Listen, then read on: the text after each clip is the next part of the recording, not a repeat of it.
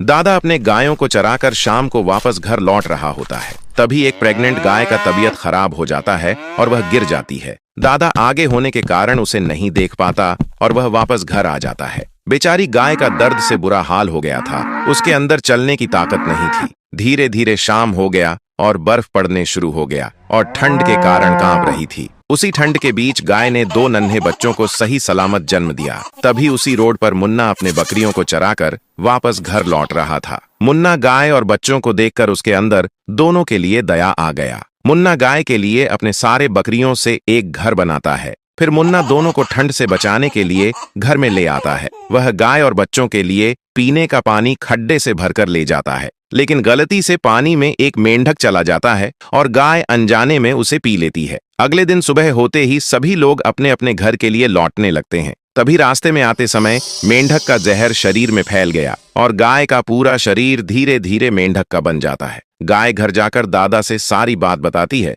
लेकिन दादा उसे पहचानने से इनकार कर देता है और बेचारी गाय को मार मार कर घर से भगा देता है। गाय अपना शरीर ठीक करने के लिए किंग मेंढक के पास जाती है। किंग मेंढक समुद्र का सबसे ताकतवर किंग था, उसी के कहने पर सब होता था। गाय उससे अपना शरीर वापस पहले जैसा नॉर्मल करने की भीख मांगती है, लेकिन दुष्ट किंग मेंढक उसकी एक नहीं मानता और गाय को वहां से भगा देता है। फिर गाय अपना गुजारा करने के लिए समुद्र से निकलकर एक जंगल में चली जाती है। तभी कुछ मधुमक्खियों के झुंड ने गाय के ऊपर हमला कर दिया, जिसके कारण उसका शरीर ठीक हो गया, लेकिन उसके शरीर पर मधुमक्खियों ने घर बना लिया। फिर गाय जंगल से निकलकर एक गांव में चली गई।